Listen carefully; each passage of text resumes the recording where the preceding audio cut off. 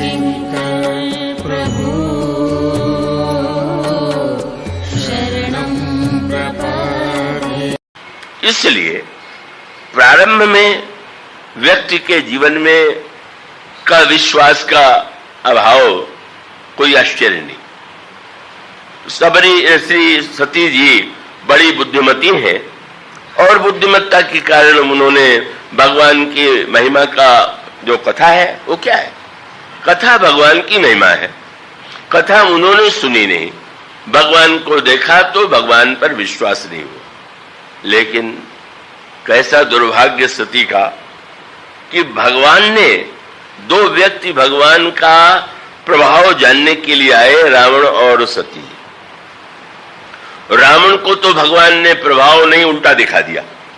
रावण नकली मृग के लेकर के आया, अगर ईश्वर होंगे तो जान लेंगे। जब श्री राम को मृग के पीछे भागते देखा, बोले ये ईश्वर है। ये तो ईश्वर कौन कहे, बुद्धिहीन राजकुमार है। सोने का मृग होता नहीं और सोने का मृग लेने के लिए दौड़ रहा है। दोनों में अंतर क्यों किया? रावण अभिमान से आया था और प्रभु को लगा कि सती जी भगवान शंकर से आज्ञा लेकर के आई है, तो आई है तो फिर अब मेरे लिए उचित होगा कि मैं इनको अपना प्रभाव थोड़ा दिखला दूं। किंतु वो एक संस्कार जो है वो बड़ा ही मनोवैज्ञानिक होता है। कुछ लोग ऐसे होते हैं कि वो निर्णय ही नहीं कर पाते कि हम विश्वासी बने कि बुद्धिमान बने, और उनके जो संस्कार होते हैं, संस्कार के संबंध में बड़ा विचार किया गया है। एक ही परिवार में दो व्यक्ति जन्म लेते हैं, दोनों के स्वभाव में भिन्नता है, दोनों के संस्कार में भिन्नता है, और तब शास्त्र यही कहते हैं कि भाई पूर्व जन्म का कोई संस्कार होगा। तो सती जी की सबसे बड़ी समस्या ये है कि भगवान का प्रभाव जान लेने के बाद आना चाहिए था विश्वास, वो नहीं आया। अब तो भगवान शंकर ने जब प्रश्न किया तो झूठ बोल गई। अगर वो बता देती कि प्रभु कितने कृपालु है कि मैं तो उनके सामने नकली वेश बना करके गई थी, पर कृपा करके उन्होंने अपने प्रभाव का दर्शन करा दिया, तो शंकर जी प्रसन्न हो जाते कि तुम धन्य हो और प्रभु तुम्हारे प्रति कितने कृपालु हैं कि उन्होंने स्वयं जो है चाहते तो प्रभाव छिपा लेते, पर वो उन्होंने वैसा नहीं किया। उन्होंने दर्शन करा करके तुम पर कृपा किया, और उस असत्य भाषण का परिणाम ये होता है कि भगवान शंकर ने यह निर्णय किया कि नहीं, जिनके हृदय में कपट बना हुआ है, दर्शन करने के बाद भी छिपाने की प्रवृत्ति है, उन सती को इस जन्म में इस शरीर के रहते हुए मैं स्वीकार नहीं करूंगा। उसके बाद मन ही मन का वो यह निर्णय कर लेते हैं कि इस जन्म में, लेकिन यह निर्णय करने के बाद भी उन्होंने सती को नहीं बताया।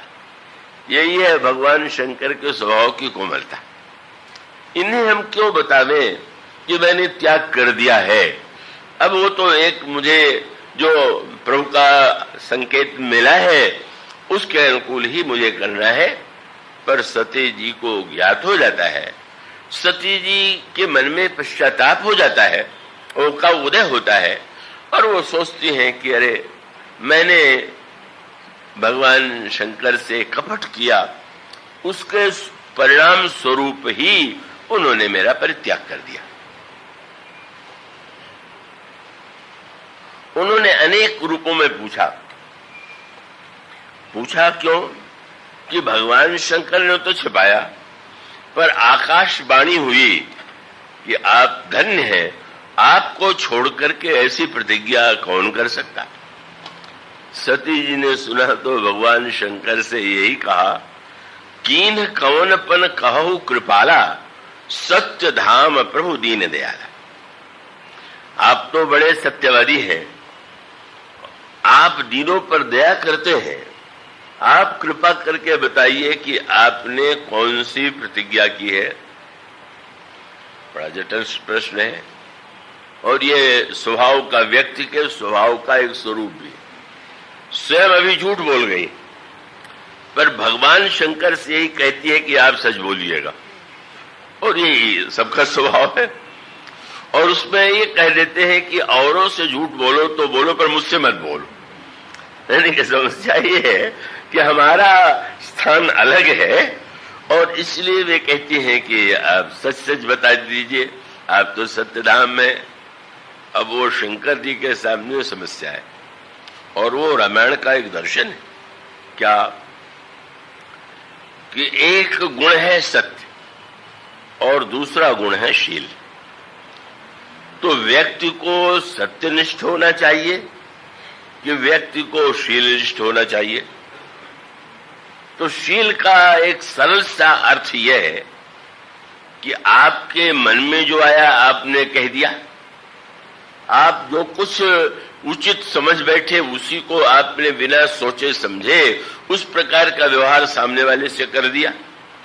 तो आपको भले ही ये गर्व हो जाए कि आप तो सत्यवादी हैं, आपने तो सच कहा है, लेकिन अगर उसको सुन करके सामने वाले को कष्ट हो गया, पीड़ा हो गई, तो दूसरे की भावना का ध्यान रखना शील है। और स्वयं अपने आप में जो अनुभव हो रहा है, जैसा है उसे कह देना सत्य है। तो भगवान, ये रामचरितमानस का और भगवान राम के चरित्र का जो मूल दर्शन है वो ये है कि नहीं, सत्य और शील दोनों ही आवश्यक है। इसलिए भगवान राम ने जो लंका में धर्मरथ का वर्णन किया, तो उन्होंने यही कहा कि धर्मरथ के ऊपर एक ध्वजा और एक पताका। ध्वजा सत्य और शील पताका। एक छोटा का झंडा समझ लीजिए और एक बड़ा। छोटा जो है वो ध्वजा है और जो और बड़ा है वो पताका। तो मानो सत्य तो ध्वजा है और शील पताका है। तो रामायण की मान्यता है कि सत्य का तो महत्व है ही, पर सत्य की अपेक्षा भी शील का महत्व और अधिक है। क्यों भाई? सत्य के द्वारा आपका कल्याण होता है। आपको जो सत्यभाषी है उसे स्वर्ग मिलेगा। तो सत्य के द्वारा हमारे स्वार्थ की पूर्ति होती है। और शील, हमें अपने स्वार्थ की चिंता न रह करके सामने वाले के की भावना, सामने वाले के सुख दुख का भी भान बना रहे। यह जो धर्म है, शील धर्म, सत्य धर्म जो है वो स्वयं आत्म केंद्रित है, और शील धर्म जो है वो तो सामने वाले को दृष्टिगत रख करके उसका व्यवहार किया जाता है। इसीलिए त्रेता युग में राम राज्य जो बन पाया, उसका एकमात्र कारण यह है कि भगवान राम का जो चरित्र है उसका केंद्र बिंदु शील है। इस सत्य को अगर कोई समझ ले, राम राज्य का अर्थ क्या हुआ? सब सुखी हो, कोई व्यक्ति दुखी न हो, किसी व्यक्ति के जीवन में पीड़ा न हो। तो ये चिंता तो तभी होगी जब किसी व्यक्ति में शील वृत्ति हो। राम राज्य का अर्थ केवल व्यक्ति का अपना कल्याण नहीं, सत्य के द्वारा व्यक्ति ने अपना कल्याण कर लिया, पर दूसरे के कल्याण की उसको चिंता नहीं। और जहां पर शील है उसका अभिप्राय ये है कि नहीं, दूसरों का भी कल्याण तो होना चाहिए, दूसरे भी सुखी हो।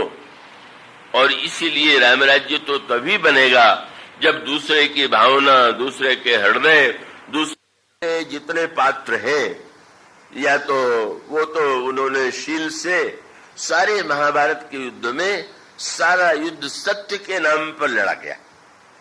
क्योंकि प्रत्येक व्यक्ति के अगर मुख से कोई शब्द निकल गया है तो कहता है कि सत्य से बढ़कर के और कर कोई धर्म नहीं है, सत्य ने दूसरा धर्म समाना का, इसलिए सत्य के समान कोई धर्म नहीं है।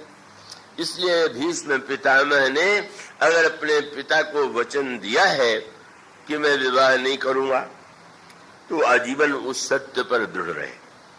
का प्रत्येक पात्र ने महाभारत में कोई न कोई प्रतिज्ञा की है और अपने प्रतिज्ञा को सत्य मानता है। सत्य के लिए युद्ध होता है, सत्य के लिए ही संहार होता है, सत्य के लिए विनाश होता है। अगर भीम ने प्रतिज्ञा किया है कि दुशासन के छाती का रक्त मैं पीऊंगा, तो वो भी क्रूर कर्म जो है युद्ध में करने पर उन्हें यही तो संतोष होता है कि मैंने प्रतिज्ञा किया है।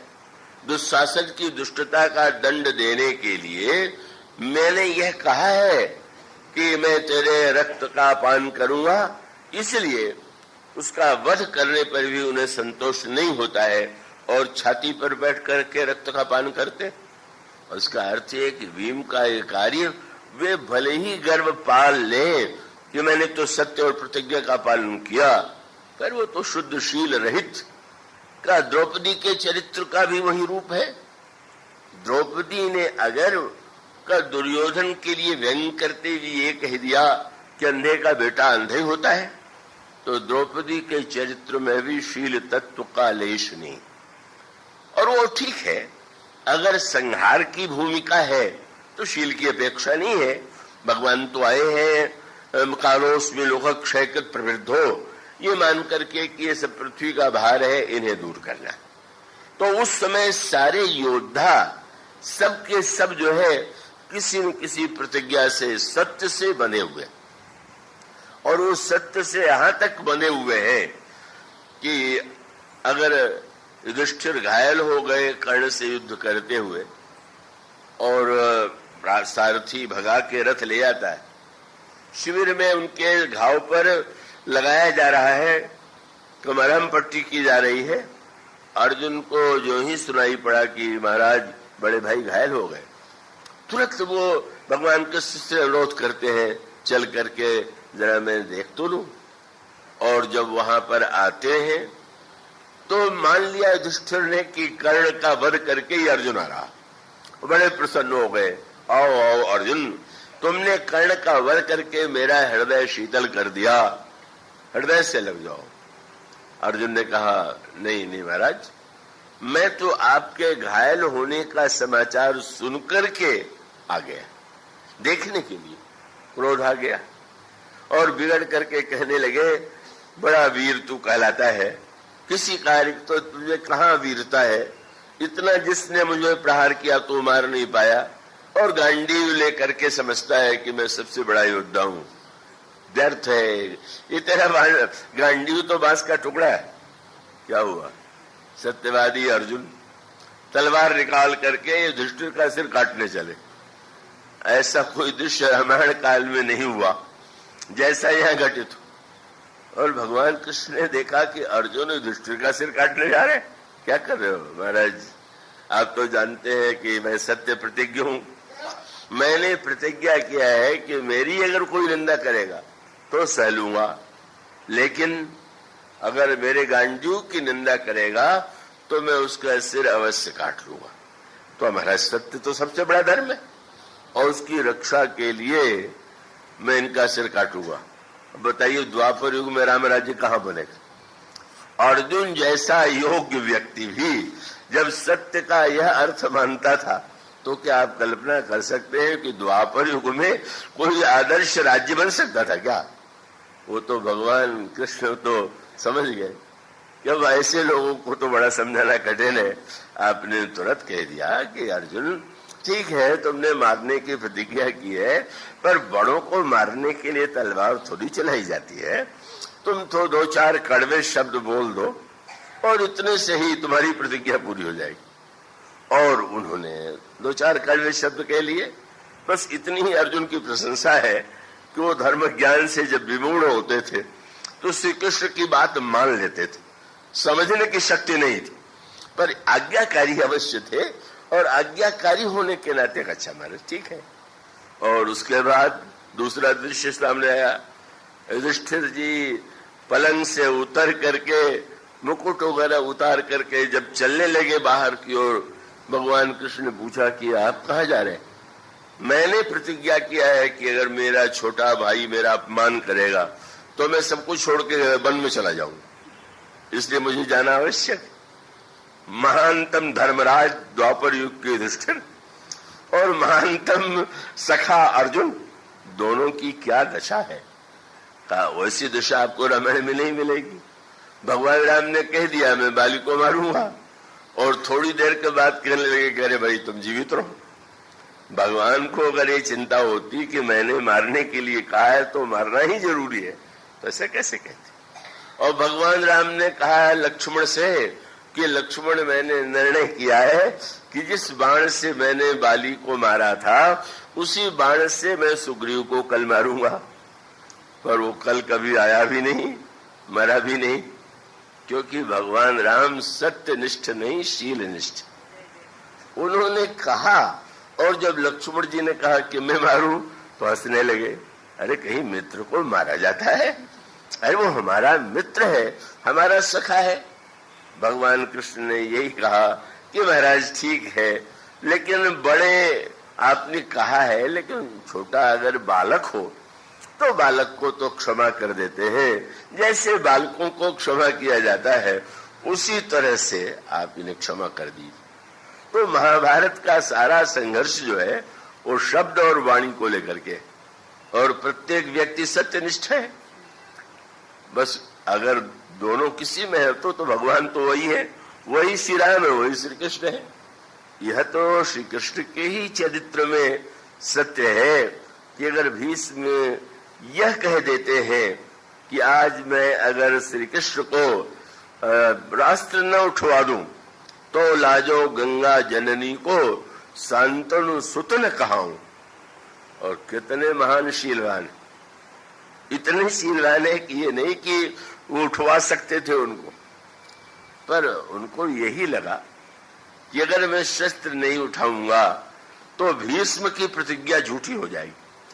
भीष्म की प्रतिज्ञा सत्य रहे, भले ही लोग मुझे असत्यवादी समझ ले, यही श्री कृष्ण के शील की पराकाष्ठा है। शस्त्र उठा करके उन्होंने भीष्म के सत्य की रक्षा की। तो भगवान कृष्ण जो है अकेले भगवान वही है, वही भगवान त्रेता युग में और वही द्वापर युग में। पर राम राज्य को बनाने के लिए जैसे भक्त चाहिए वैसे त्रेता युग में थे, द्वापर युग में थे ही नहीं, और थे नहीं तो भगवान ने पहले निर्णय किया कि चलो हटाओ इन सबको, ये भार है, इन्हें मिट जाने देना चाहिए। इसलिए वस्तुतः शील का जो तत्व है वो मानो दूसरे की ये जो भावना है, भगवान शंकर तो श्री राम के भक्त हैं, तो भगवान राम के चरित्र में जैसे शील है, इसी प्रकार से सती जी ने कहा आप तो बड़े सत्यवादी हैं, बता दीजिए कि आपने क्या प्रतिज्ञा किया है। और कई तरह से घुमा के पूछा, ये आकाशवाणी ने क्यों कहा, कैसे कहा। पर शंकर जी सोचते हैं कि नहीं नहीं ठीक है, मैंने कोई प्रतिज्ञा की है, लेकिन यद्यपि सखी सती पूछा बहुभांति तदपि न कहे त्रिपुर आराती। नहीं कहूं, और कभी नहीं कहा, और कभी नहीं कहने में वही स्वभाव शील वाला कि नहीं ऐसा मैं कष्ट इन्हें कैसे दूं।